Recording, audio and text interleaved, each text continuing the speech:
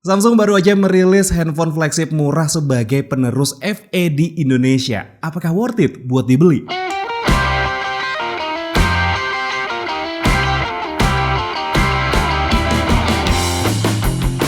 Masih barengan sama gue Dimas dan lo masih dengerin Radio Gadget, the one and only Gadget Radio. Iya, di video kali ini gue pengen ajak lo buat hands on langsung Samsung Galaxy S23 FE. So, nggak usah pakai lama, langsung kita gas aja videonya.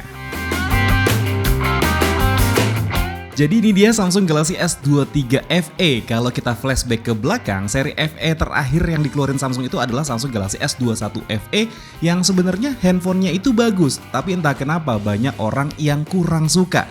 Gue bisa bilang begitu karena di video-video gue yang bahas Samsung Galaxy S21 FE itu pada bilang kalau handphonenya panas lah, baterainya boros lah, bodinya plastik dan backdoornya itu gampang renggang. Nah, kira-kira apakah S23 FE yang satu ini bakal begitu juga atau enggak? Well, gue belum bisa ceritain karena saat ini gue baru pegang unitnya cuman di toko aja dan itu adalah demo live unit. Sebenarnya impresi pertama gue tentang handphone ini adalah feel genggamnya itu kayak Galaxy A54. Asli, mirip banget. Mulai dari bentuknya yang bulky, yang sebenarnya kita tahu kalau seri S21 FE dulu punya orientasi yang memanjang, bukan melebar kayak gini. Bentuk frame kameranya yang mirip juga meskipun kita tahu desain ini bukan terinspirasi dari Galaxy A54 melainkan emang dari keluarga Galaxy S23. Sampai bentukan layarnya yang punya bezel tebel kayak Galaxy A54. Bahkan sebenarnya pas gue pegang Galaxy A54 itu gue ngerasa feel-nya itu mirip kayak pegang iPhone XR yang emang bulky juga. Sekarang gue mau ceritain dari segi materialnya dulu. Samsung Galaxy S23 FE ini punya material yang hampir mirip dengan seri S23 lainnya, yaitu menggunakan frame aluminium yang bisa kita lihat juga kalau dia punya garis antena di bagian bezelnya. Sedangkan untuk bagian backdoornya, Galaxy S23 FE menggunakan kaca yang udah dilapisin dengan Corning Gorilla Glass 5 dengan finishing glossy. Salah satu hal yang bikin menarik dari Samsung Galaxy S23 FE ini ada di pilihan warnanya juga. Kebetulan yang jadi sampel di video ini adalah warna mint green dan ada beberapa pilihan warna lainnya kayak purple, graphite, dan juga cream. Dan ada satu warna eksklusif yang cuma dijual online yaitu warna indigo yang kalau dilihat ini warnanya lebih ke warna biru gitu ya.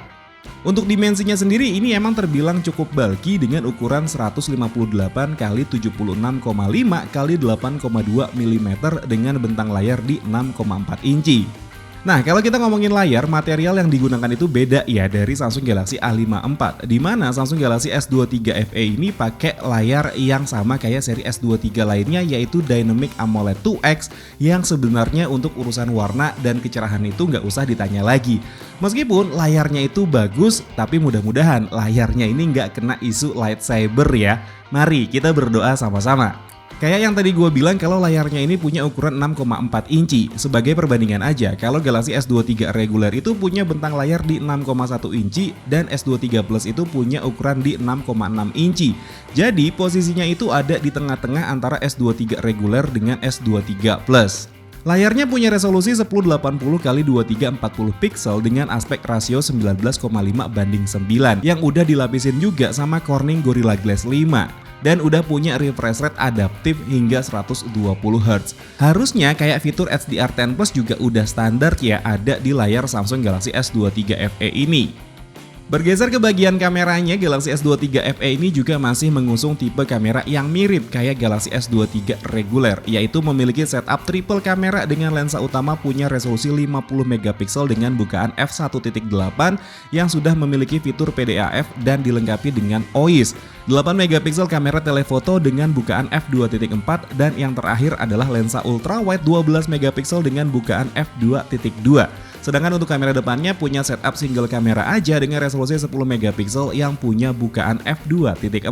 Yang menarik di sini meskipun Samsung Galaxy S23 FE ini hitungannya adalah seri flagship murah dari Samsung, tapi untuk perekaman kamera belakangnya masih bisa rekam 8K dengan frame rate 24 fps. Beda sedikit dengan seri S23 reguler yang bisa sampai 8K 30 fps. Ada perekaman 4K 60 fps dan 30 fps dan yang banyak orang pakai juga yaitu 1080p 60 fps.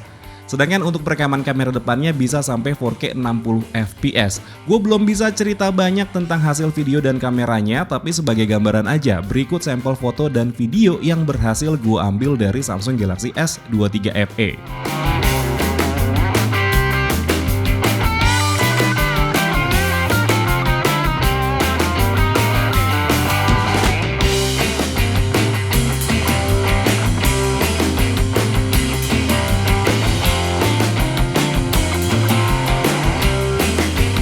Oke teman-teman, ini adalah sampel kamera belakang dari si Samsung Galaxy S23 FE ya. Dia sebenarnya bisa melakukan perekaman sampai mentoknya ada di 8K 24 fps. Beda sama kayak yang S23 biasa.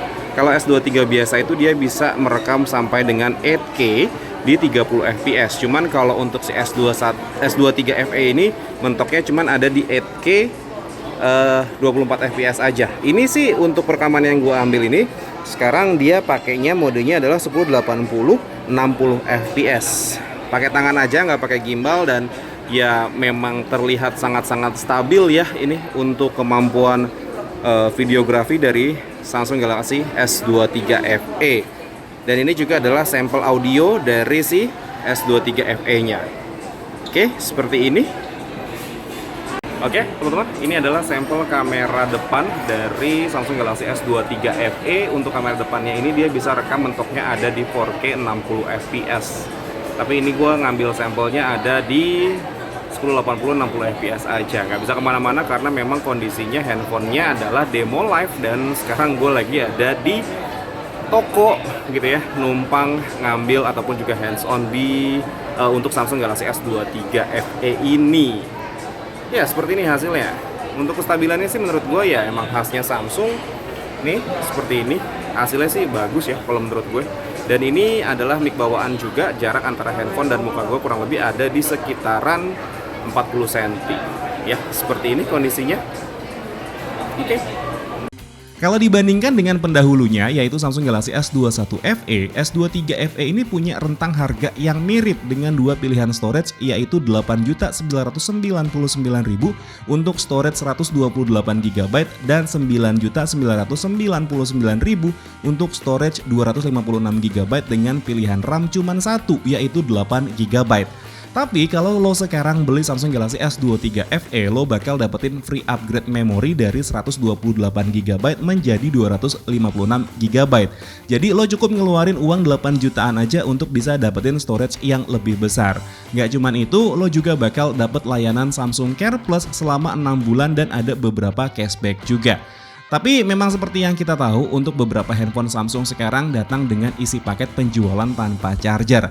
Jadi lo harus beli charger terpisah kalau mau pakai handphone ini. Dan sebagai informasi juga, kalau Galaxy S23 FE ini punya kemampuan pengisian daya mentoknya cuma di 25 watt aja. Dan jangan lupa juga kalau ini adalah seri handphone flagship yang udah dibekali dengan IP68. Nah itu dia tadi hands-on Samsung Galaxy S23 FE. Gue belum bisa cerita banyak karena emang gue baru pegang sebentar unitnya. Gue bakal review handphonenya tapi nanti ya, tunggu secondnya beredar di pasaran dulu. Kalau sekarang itu harganya masih lumayan mahal buat gue. Dan mungkin segini dulu aja ceritanya tentang Samsung Galaxy S23 FE. Kalau misalkan emang lo suka sama videonya, boleh di like dan di subscribe channel gue. Tapi kalau misalkan emang gak suka, boleh di dislike aja. Akhir kata gue Dimas undur diri, sampai ketemu lagi di siaran-siaran berikutnya. Assalamualaikum warahmatullahi wabarakatuh. Dadah.